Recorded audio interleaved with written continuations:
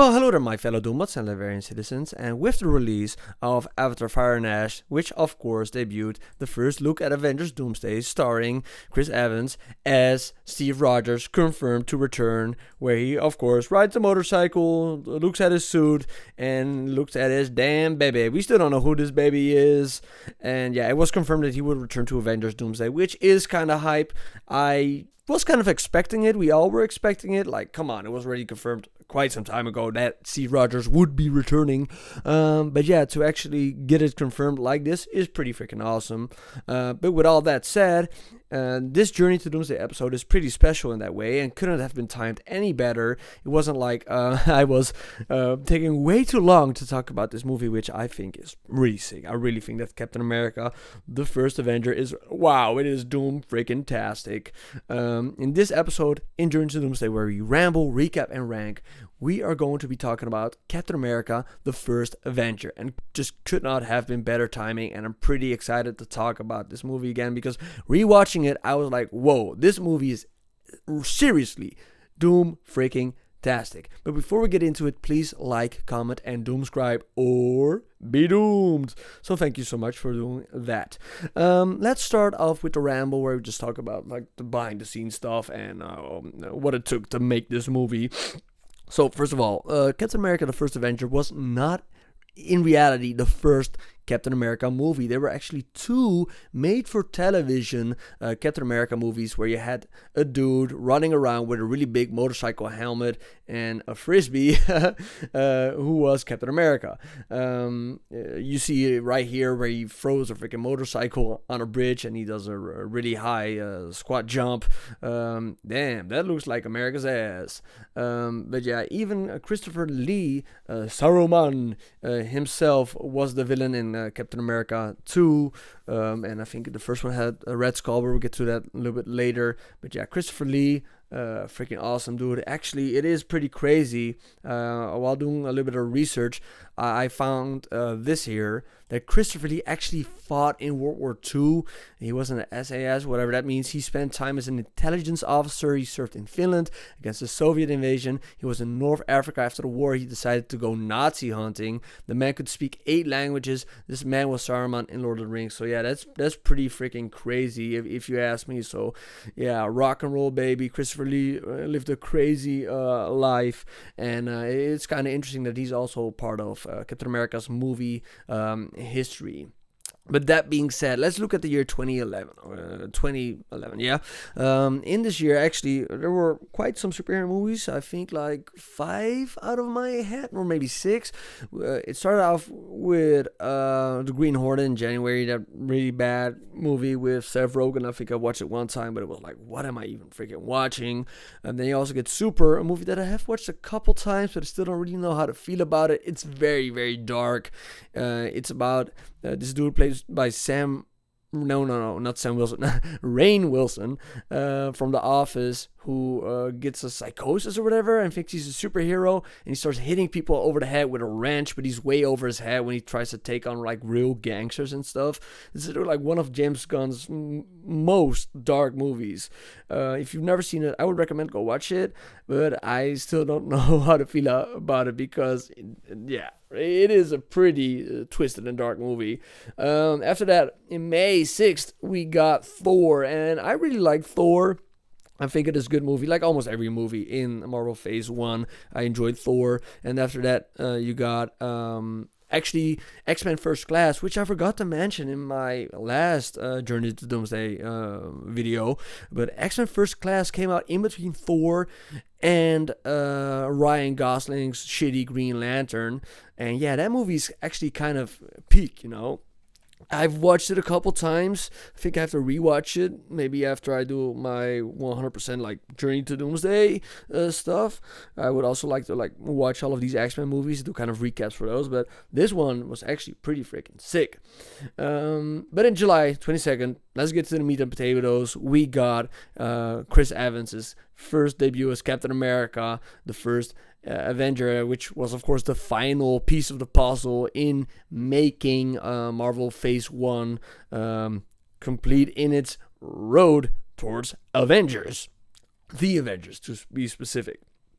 Um, the Captain America movie had been in development for quite some time, and one of the directors that was playing around with the idea, or two actually, was Jon Favreau. Jon Favreau actually wanted to direct this movie. Eventually, it didn't come to that. He had to just focus on Iron Man 2, and I think after Iron Man 2 and the headache he got from that movie, he decided to step back from directing MCU movies because all of these movies did not have a script. Even though I think that the Captain America: First Avenger really did have a script, but I don't really know. I wasn't there. Louis Leterrier, who you might recognize from directing The Incredible Hulk and also Fast Furious X, almost directed the Captain America movie, but I think he passed on and did some other movie, maybe like a Now You See Me type of thing. So we almost had this. We almost had Chris Evans as Louis Leterrier as family. Joe Johnston was eventually the choice to direct this movie, and I gotta say that Joe Johnston was the perfect choice to direct Captain America: The First Avenger. Just looking at the movies that he's done, a lot of them have this feel of adventure, like an old school Indiana Jones type adventure to it. You can look at his movies like Jurassic Park, of course, Jumanji, Honey, I Shrunk the Kids. That's a freaking classic. But I think the movie that really stands out when you look at his catalog in his road towards the first Avenger is actually The Rocketeer. I've never seen this movie. I've only seen clips of it. I watched the Mr. Sunday movies like Kevin and Garbage, if I'm not mistaken. I really want to watch this movie. I have to go watch it. But it's basically about this dude who discovers his top secret jetpack, hurls test pilot Cliff Sackard into a daring adventure of mystery, suspense, intrigue, and has encounters an assortment of ruthless villains led by Hollywood screen star who's secretly a Nazi spy. So yeah, it's basically this dude going on an adventure with some super duper stuff and beating the shit out of Nazis. So yeah, that's almost the synopsis of Captain America: The First Avenger, So it was kind of perfect, man, with Joe Johnston's sensibilities for this Rocketeer movie, kind of this Indiana Jones Nazi fighting adventure. It was perfect. And while watching the Captain America: The First Avenger, I was like, whoa, this feels very different from all of the other MCU movies. Not that I have anything against most MCU movies, I like most of them, but this felt different, and I loved it. I really freaking loved this movie. Maybe I'm already giving away my ranking or whatever. I freaking loved this movie, and the critics also agreed. 80% of it enjoying the movie, 75% of audience enjoying the movie on Rotten Tomatoes. And on IMDb, it got a 6.9, which is almost a 7 out of 10, with almost 1 million reviews. That's pretty good. Pretty good. And I think that was also a little bit due to the fact that they had a script instead of some of these other first MCU movies that did not have a script. And a lot of MCU movies after that were just basically movies like made by committee that were just kind of loosey-goosey, kind of improvisational. Of course, this movie also had some elements of that, but it really feels that this movie does have a good structure, a good script, and I really did enjoy this film. And instead of a movie that I did not enjoy, which was Ryan Gosling's Green Lantern, like, this movie was trash, man. But let's go over all of the actors that auditioned or almost had the role of Captain America. Of course, good Sebastian Stan, who would later turn out to be like Bucky Barnes, the Winter Soldier. You had Wyatt Russell, who would become U.S. agent. So in a way, he did become Captain America. And Soldier Boy from the Boy Show. I'm sorry, I think his name is Jensen Ackles or something. I'm sorry, I don't watch The Boys. I haven't watched Supernatural, but I think it would make a fine Captain America, I guess. I think he can do it. I don't know. Chris Pratt and John Krasinski, they also both tried to audition for the role. Chris Pratt, I don't know how they got to Chris Pratt. Wasn't he like a chunky dude? on Parks and Rec while they were filming this. I don't know. Chris Pratt being cast as Star-Lord was just perfection, and I think that John Krasinski's role in the MCU was also perfection in my opinion. But funny story is that John Krasinski said that he was actually testing out the suit. Like, he was pretty far in auditioning for this movie, and while he was testing out the suit, he saw Chris Evans walk by in the Captain America outfit, and he was like, nah, I'm not getting this. I'm not getting this role 100%. So yeah. Oh yeah, the talking about John Krasinski. Oh my god, I love his performance as Reed Richards. Just seeing him turn into spaghetti and then getting his head popped like an overinflated balloon. This was just absolute cinema. I can just rewatch this for hours and hours and hours. This has to be the best Reed Richards performance of all time. Just being a complete goofy goober and then getting like poofed out of existence. I love it so much. But I can just watch that all day. Chris Evans was really the right choice. We all know that Chris Evans is Captain America. Just look at his eyes. You know that he was the right actor for his role with his intensity, the way he really embodied the character, just even like how he walks. Just look at how he walks. It's really, but he's great. It's just like, whoa, that is America's ass. Chris Evans 100% embodies it. The way he splits a piece of wood, you just know this is Steve Rogers. The way, hey, it's getting kind of hard in here. Okay. Ooh. I'm sorry about that, but everybody did enjoy it. He was agree that he is the right man to play Captain America. Like, the box office results speak for themselves. On a budget of 140 million, it almost made 400 million, not 370 million, 30 million difference. What's the difference? Like, what could I do with $1 million? I could buy a little shed. Inflation, it's a bitch. But yeah, it made some money. I don't know if it was profitable. I think it was profitable enough to make like 3 of these movies. Like, no, 4. Oh yeah, frickin' Brave New World. That was crazy. I like Brave New World, by the way. Whatever. The cast was stacked. It was freaking stacked. Tommy Lee Jones, the girl who plays Peggy Carter, whose name I am forgetting right now, and then of course Agent Smith, who was the Red Skull, and Chris Evans, of course, had experience in playing superhero characters, because he was, of course, the Johnny Storm in those early 2000s Fantastic Four movies, which he did a great job in. Like, he can be a very obnoxious dickhead if he wants to be. Chris Evans, he's great at that. Just look at his performance in Knives Out, or in Red One, a level 1 naughty lister. Oh yeah, Hugo Weaving. We all know him from the Matrix movies as Agent Smith. He was just so good as being so hateable as the Red Skull. Like, he was so convicted of himself being this character. Oh, jeez. Oh, damn. Oh, that was kind of... This is so gross. This is the original Red Skull that was in that 90s movie. I think in the first movie with Captain America.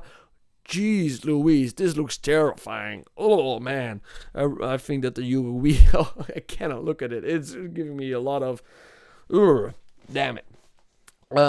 Tommy Lee Jones also had some history in playing comic book movies. He played Two-Face in that Batman movie with Val Kilmer and Jim Carrey. But Tommy Lee Jones really did not enjoy it. I think he even stated towards Jim Carrey, I do not condone your buffoonery or something like this. Like, he didn't enjoy working on that original movie. And then we had these character actors. I forget the guy who plays Arnim Zola's name. But he was good in it as Arnim Zola. He just looks like Arnim Zola. He just looks perfect for this role, And then you had Stanley Tucci as Dr. Abraham, who eventually makes Captain America. Another person who has to really be shouted out is Leander Dini, who was Steve Rogers' body double. I think one of his quotes was, they needed a skinny, thin loser, and that's where I came in, because he was the stand-in for Chris Evans in all of these roles to make it look like at the beginning he's a tiny guy, but while in actuality he was actually a really big guy, you know. But yeah, well, damn, it was so believable, you know. When I was watching this movie, you're totally not caught out of the fast. It doesn't feel uncanny, you know. It feels like Steve Rogers really is a tiny dude, and when he becomes a big dude, you're like, whoa, damn. And they used multiple methods. Some of these were like shrinking him, like frame by frame, making him tinier through the computer with VFX, and the other way was having, of course, the body double and then doing face replacements. Kevin Feige also said that they used as many different methods to give to the visual effects department as possible to make Chris Evans turn into a little guy, you know. And I think they did a great job. They did a great job at this. They also said in the making of that they employed like 300 people, more than 300 people, on doing only like this effect for the first 30 minutes. And now they would just do it with AI, you know, taking 300 people's jobs away. That's just crazy. But damn, I've been going on way too long with my ramble. Let's just recap, okay? So Captain America, the First Avenger. I'm going to go full Tom Holland spoilers here. It starts out with, I think these are SHIELD agents in Antarctica or whatever. I don't know, on the North Pole, going to an iceberg, and they find Captain America, SHIELD, and they find his frozen body, and that's the opening thing, you know.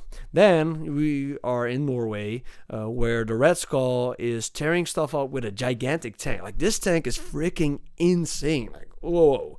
He's destroying this entire town just to find this little cube, you know. And when Johann Schmidt pulls up, he is just, he's a nasty, nasty dude, you know. And he opens the casket to show his strength.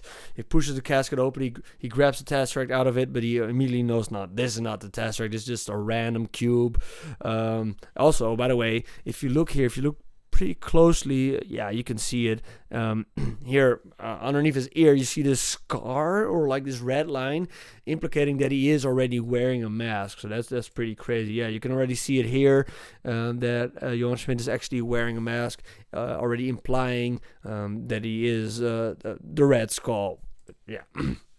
Eventually he finds it in the tree, in a secret hiding spot, and he grabs the Tesseract, and you see his face like whoa. But yeah, damn. And then he immediately kills the groundkeeper, who is this dude. Like, this dude is from Harry Potter, right? I recognize him, but he's like the groundskeeper who's always yelling like, "Hey, you kids, get back to your room." But yeah, we cut to Steve Rogers enlisting in the army. Let me just get out of here. We cut to Steve Rogers enlisting in the army and just being like told, like, bro, don't enlist anymore, okay? You've already tried to enlist. It's not good, and you should not be going to war, because look at the issue list of stuff that he has: high blood pressure, easy fatigable, heart trouble, nervous trouble of any sort. I don't even know what half these people have this stuff is, but Steve, you should really not leave the house. You should just take it easy. You shouldn't be doing any of this stuff. Then of course you get the scene where Steve Rogers calls out some dude who's yelling at the movie screen like, "Hey, come on! I don't want to see stuff about the war. I want to watch the movie." And then Steve Rogers tells him like, "Hey, you shouldn't be such a mean guy to the military." And then this big dude is beating him up. And of course you get the iconic line, "I can do this all day." But I don't know how long Steve Rogers could keep on doing this. But lucky for him, Bucky shows up to kick this dude's ass. And Bucky is walking Steve towards a date, because he has a date for him, and they go to the Stark Expo. I'm going crazy, man. The Stark Expo. Look, we already saw this Stark Expo in Iron Man 2, so it's pretty sick that we get like an old-timey version of it, like really tying all of this stuff together. It really makes it feel like one universe, even though this is set in a different time period. You still recognize like, hey, that's the Stark Expo. We saw this in Iron Man 2, pretty sick. So Bucky and Steve, they go on a date, and they take these two dames to go see Tony Stark's father, Howard Stark, with his cool technology that's trying to make a car fly. This is a pretty cool invention, but it falls apart, and he says like, yeah, it was in a couple of years. So this was pretty fun to see that. Another thing that's pretty crazy, actually, I didn't notice this before I did a little bit of research, is that this suit that we see at the Stark Expo is actually the suit of the original Human Torch. Jim Hammond was the original Human Torch, who was a cybernetic robot dude who could also turn into flames, and he was there before the original Human Torch. He actually made his debut in the first ever Marvel comics, so that's pretty freaking crazy, And so that can also be seen as a reference towards the original, to Chris Evans playing Human Torch, and a reference to the original Human Torch. So I thought that was pretty interesting. While Steve Rogers is in the waiting line to go and enlist once again for being in the U.S. Army to fight in the Second World War. If I haven't said it yet, this movie takes place while World War II is taking place. You have this doctor who overhears Bucky trying to convince Steve not to enlist again because he can go to jail for it, And this doctor is actually the person that gives him the chance. First, Steve thinks that he's going to get arrested, but that's not what turns out to be happening. It is actually this guy giving him a chance because he wants him to be a part of the super soldier program, which this doctor, Dr. Abraham, already had to do because he was first like part of the he had to work for Hitler and stuff, and he was the one who turned Johann Schmidt into the Red Skull. I don't think that this is how it goes in the comics. I don't think that the same dude who gave Captain America his powers also gave them to the Red Skull, but that's still pretty cool. Okay, so his name is Dr. Abraham Erskine. Okay. The serum amplifies everything that is inside, so good becomes great, bad becomes worse. This is why you are chosen. A weak man knows the value of strength and knows compassion. Whatever happens tomorrow, you must promise me one thing, that you will stay who you are. Not a perfect soldier, but a good man. But this dude, Erskine, whoa, he made the freaking right choice. He has to be like the MVP of the Marvel Universe, seeing how good this guy can judge character. It is pretty freaking crazy, Wait, we're jumping right forward. I thought that I also put all of his training in there. No, it's going to be after this. So, yeah, he's the person who made Captain America, just the same way like Dr. Ho Yinsen is the person who made Tony Stark Iron Man, in a way. Like, these two figures are actually like the MVPs of the Marvel Universe. They both had to sacrifice themselves so that these dudes, Captain America and Iron Man, could be who they are. So they're actually more linked than you really would think. So let's go back to the training montage. Steve Rogers sucked, man. He is not athletic at all. They were super right in telling him, no, you are not ready to go to the army. They were not being mean. They're really saving this kid. But for some reason, these dudes are really freaking dickheads, especially this one dude who kicks the pole down. He's also the guy who gets kicked in the nuts by Peggy Carter. Oh, yeah, I love the scene with the flagpole, showing that all of these dudes, they think they have to get the flag and then they can get a free ride back to base, but Steve Rogers figures out how to do it by just letting the flagpole fall down. So he's showing that he has smarts, but he also has guts, because when there's a fake grenade being thrown, it's Steve Rogers who jumps on the grenade and tells everybody, get back. Like, I love this scene, man. This was very well done. Very well done. Oh yeah, I love how Arnim Zola looks here. Like, this is great. It's great foreshadowing for later in the movies. But Arnim Zola's job is basically to get the powers out of the Tesseract, like the power, and use it to create weapons of mass destruction. I love this part where Red Skull turns it up to 11 to create his random powerful like blue laser cannon things, you know. Like Johan Smith in this, he's constantly working and becoming more and more powerful. Right? He wants to rule the world. I don't know exactly what for, because he says that he's like worse than Hitler. What is his end goal? I don't really know that, but I do know that what he's doing with great conviction. Maybe he's trying to destroy the world. It's not really 100% clear to me. But yeah, I'm going on another ramble. Oh yeah, I love this Erskine quote. So many people forget that the first country the Nazis invaded was their own, which is like, damn man, Abraham. That's rough. Yeah, World War II sucked, man, and fucking Nazis, man. I hate these fucking goofy goobers. Erskine, of course, gets shot by a Hydra informant, Hydra dude who pretended to be like a friend of the governor. Like, how did this dude just show up here? Like, pretty freaking crazy. And he shoots him, he assassinates him, and he dies. After the last thing Erskine does is turning Steve Rogers into Captain America. So yeah, the last thing he did was create this specimen of a human being. I love this part where Peggy touches Steve's chest real fast. Like, we need more of these sexy Marvel moments, you know. I miss the Michael B. Jordans. I miss the Chris Evans moments. The shirtless scene of Chris Pratt as Star-Lord, that was even in the freaking marketing, you know.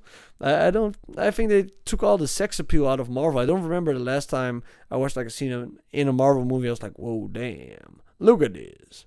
They always had that. Like, this was the part. Even like Paul Rudd, they even gave freaking Paul Rudd abs. Oh yeah. Oh, okay. Wait. So the last time they did it was in Deadpool Wolverine. Yeah, and that was great. That's why it made $1 billion. Like, these abs is the reason why it made $1 billion. I need more of that. But Erskine gets assassinated, and whoa! I love this moment where Peggy is trying to shoot the car, and right at the last moment, Steve jumps and saves her from getting hit by the car. Oh yeah, I never noticed this, but actually, Chris Evans is wearing like fake feet.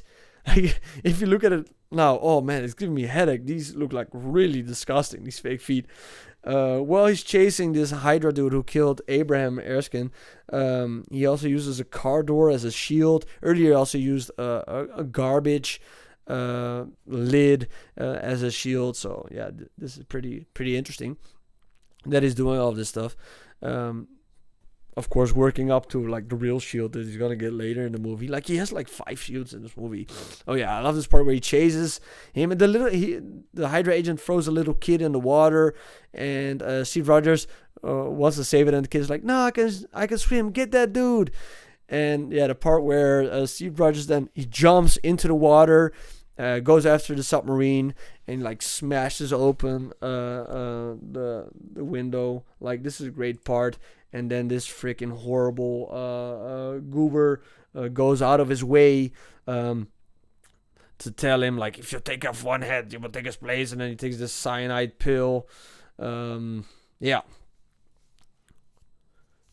But after all of this, they turn Steve Rogers into like a mascot or whatever. So instead of using his powers to fight the war, they just want to take a bunch of vials of his blood so that they could do a bunch of tests. Instead of using this weapon, they're using him as a freaking mascot to play pretend and punch Hitler on the musical stage, which is actually a reference to what Captain America was used. Captain America in the comics was like used when he began as like propaganda to get people hyped for USA defeating Germany in World War II. So they had all of these pictures, comics where Captain America punches Hitler, which is like, yeah, man, that's great. Any pictures of Hitler getting punched, I'm all for that. I don't like Nazis, fucking suck. So this part is great. But yeah, they're not really using his talents, and even Steve calls himself like a dancing monkey at a certain point. Like he's drawing a picture of a monkey wearing the Captain America outfit on a unicycle. But then he gets, one day it's too much, and he gets booed by a bunch of angry soldiers like, hey, where are the girls? We need the girls. So he gets booed off stage. And then he hears the story from the then general played by Tommy Lee Jones, that Bucky and his whole battalion, they have all been captured by Hydra. And it's enough. Captain America cannot take it anymore, so he steals the entire outfit together, Nacho Libre style. He gets all of the different parts, and he makes himself this outfit to save like the commandos that have been captured by Hydra. And Howard Stark is helping him and Peggy Carter, because I don't know, Howard Stark likes Peggy Carter or whatever. I have to watch that Peggy Carter series, but whatever. With Howard Stark's plane, they drop Steve Rogers into enemy territory, and of course we get this scene is so good. Like the fondue scene where Howard Stark asks Peggy, if we're not in too much of a hurry, thought we could stop off in Lucerne for a late night fondue. Like yeah. So are you two, do you fondue? I think this is so good. Then Captain America jumps out of the airplane without a parachute. I don't actually know if this is, I don't think that this is from the movie, but I do know that Captain America jumps out of the airplane. If he has a parachute or not, I do not know. So he goes into the army base. I think this is really like Indiana Jones-esque. And then he frees all of these soldiers that have been captured by Hydra, creating like the Howling Commandos, which was actually a story written by Stan Lee about like, these Howling Commandos fighting this ragtag team who were fighting the Nazis in the Second World War. And I think that I really like these guys. I think they're great dudes, and I think they bring a lot of character to this movie when they're in it. They would eventually be Captain America and the Howling Commandos. While Steve Rogers is saving all of these soldiers, he also finds Bucky Barnes, who's like on an experimental table or whatever. Like Arnim Zola was doing experiments on him. I think that he was giving him like super soldier serum. I don't know exactly what was going on there. So before they ever got him and tried to make him into like the Winter Soldier, which of course we'll get to in Captain America 2, they were already doing stuff on him in the army base. So this was already a little bit of a setup for that. And yeah, this moment is just iconic. Steve Rogers and the Red Skull standing across from each other while this entire facility is blowing up, and they get the reveal of the Red Skull. Like, wow, this was like so insane. I watched this and I was like, whoa, man. Hugo Weaving is committing so hard to this bit. He's so good as the character of Red Skull. They of course gave him this big, every day Hugo Weaving had to sit in a chair, and like for 3 hours they put this big red mask on him, and they painted his nose black, and they put like dots around his nose so they could like remove it. But whoa, yeah, Hugo Weaving was great casting as a Red Skull, like a really hateable, ruthless guy, and I really believed every single moment of the Red Skull in this movie. When he escapes Captain America, he escapes in this weird little hydrocopter thing. I don't know if this is also what they use in the ending battle scene, but this is also something I guess that you can see in the Loki series. And I love the part where he tells Arnim Zola not to scratch, and he gives him the little Hydra car. Like, this car is crazy, man. Like, I don't even understand, why is this car so long? Is that the engine? I don't even get it, but yeah, it does look like a car the Red Skull would drive, So Bucky and Captain America, they have to get across this bridge. Bucky's the one that makes it over, but then Captain America has to jump.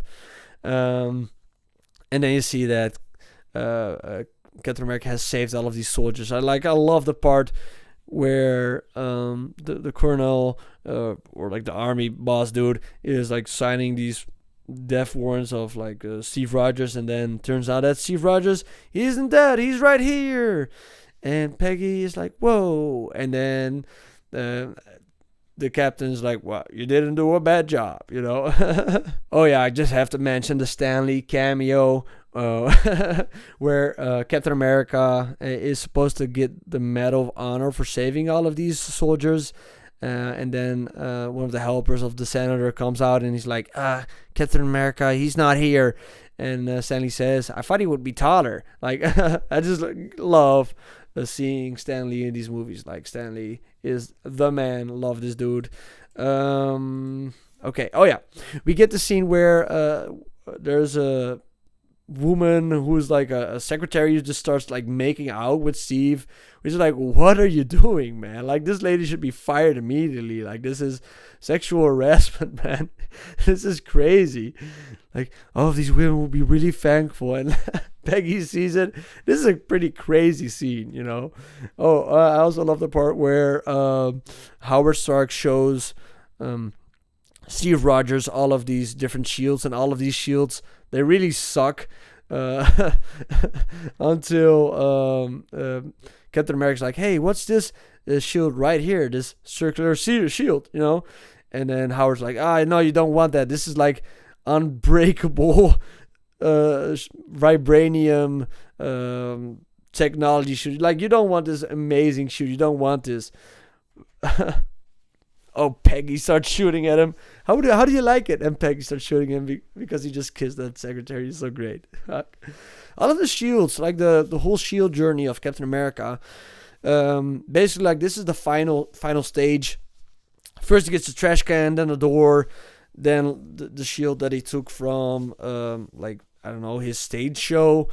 And yeah, this shield that Peggy Carter shoots at will be turned into the final Captain America shield until like Infinity War. But yeah, we get a Howling Commandos montage of them like beating the Nazis' ass, like defeating Hydra. And like, I love the fight scenes with Captain America in this movie. I just love a dude just kicking ass so much. Oh yeah, and Peggy Carter sees this in the cinema, and it's so cute. Steve Rogers really loves Peggy. Oh yeah, this scene. I love it. I was watching it. I was like, yeah, man. Oh man, this got me hyped, man. I love it. And the Red Skull is constantly being like, you are failing, getting angrier and angrier because all of his Hydra bases are getting destroyed. And talking about red, like, you got Peggy Carter in a red dress. Oh wait, sorry, that's the wrong red dress. I'm talking about this one where she is stunning. And I love the part where Bucky is like, I'm turning to you, I'm invisible. Because now Steve Rogers is the hunk, of course. Like, she looks gorgioso in this outfit. I think that Haley Atwell. Her name is Haley Atwell. Phew. Man, that was a brain fart right there. Is as gorgeous as Peggy Carter, and I really like the relationship between Peggy Carter and Steve Rogers in this movie. But then we get to really a buzzkill, the train sequence, where they're trying to like intercept a train, Mission Impossible style or whatever. So Captain America with the Howling Commandos together and Bucky, they get on this train. Well, the one thing is, like, in the comics, Bucky's like somebody totally different. In the Bucky in the comics is like this little kid. Like, it's kind of a Batman and Robin situation. Like, Captain America bringing a young child to fight Nazis in the Second World War. Like, that's even weirder than Batman and Robin. You know, if you ask me, it's kind of weird. But in this, it's more like the story is put upside down on its head, that Bucky Barnes was actually a commander, like a high-ranking U.S. soldier in the war against the Nazis. So I actually think that this is better. You know, I like this more than Captain America bringing a little kid to war. I think that would not work in the MCU. I think it would be very odd. But yeah, sadly, in the fight between Hydra and Captain America, they are ambushed. Arnim Zola had put up a trap, and Bucky's like flung out of the train. Captain America tries to save him, but sadly, Bucky falls to his doom. And this is such a heartbreaking moment. Like, I have to be honest, I think I watched Captain America: The Winter Soldier first before I watched Captain America, the first Avenger. But like every time I watch this scene, it gets me, man. It is like freaking heartbreaking. It's so sad, and also all of the bad stuff that happens to Bucky after this. Like you think he dies, but like it's almost like what happens to him is worse than death. You know. Yeah, but at least we got this cool ass haircut, and I need an action figure of this. But whatever. Okay, moving on. So Arnim Zola is captured by the U.S. military, and he thinks he's gonna get interrogated, but actually they just set him up by pretending that he is cooperating with the U.S. military. So yeah, he knows that the Red Skull is going to like murder him when Arnim Zola is free, and the Red Skull is gonna lose 100%, because no way that the dude with the Red Skull is gonna win this war.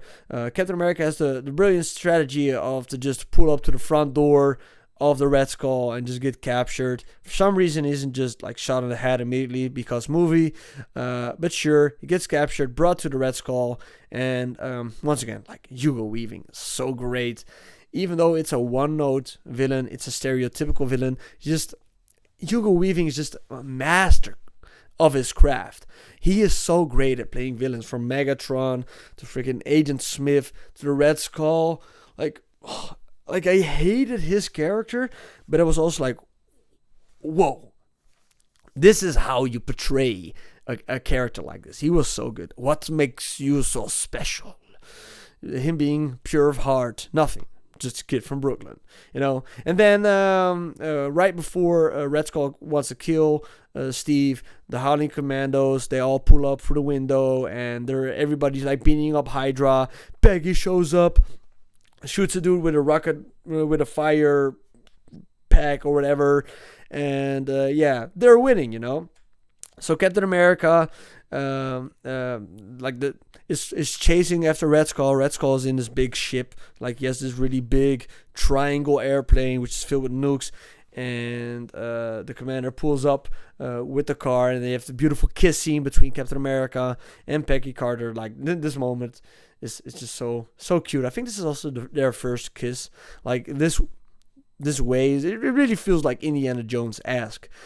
I love when Tommy Lee Jones is like, I'm not kissing you. Oh, so good. It's such good stuff, you know. It's such good stuff. Eventually, Captain America jumps, of course, on the airplane. He gets on there, and he has to stop all of these Hydra kamikaze bombers or whatever, because there's a bunch of like nukes that are also airplanes that the Red Skull wants to fly into big cities in America. I don't know exactly what, but yeah, at least you get this crazy ass fight scene where Captain America is like hanging on the outside of a plane like Tom Cruise in The Final Reckoning, and it's just seeing a dude getting evaporated in the blades of a chopper is just crazy. Somehow, some way, like I watched this movie like multiple times.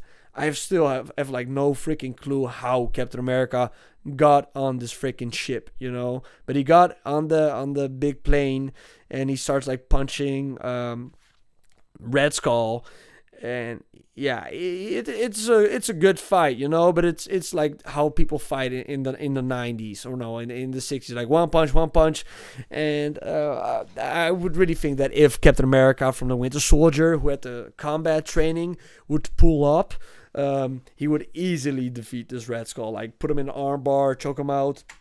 Like, this is just an old school Captain America that doesn't know how to fighting against Red Skull, who doesn't know any martial arts. Just punching each other. I don't know why actually this happens. Like, this is also part of like what's going on. Like, the Red Skull grabs the cube, and for some reason, because he grabs the cube, he gets teleported into space.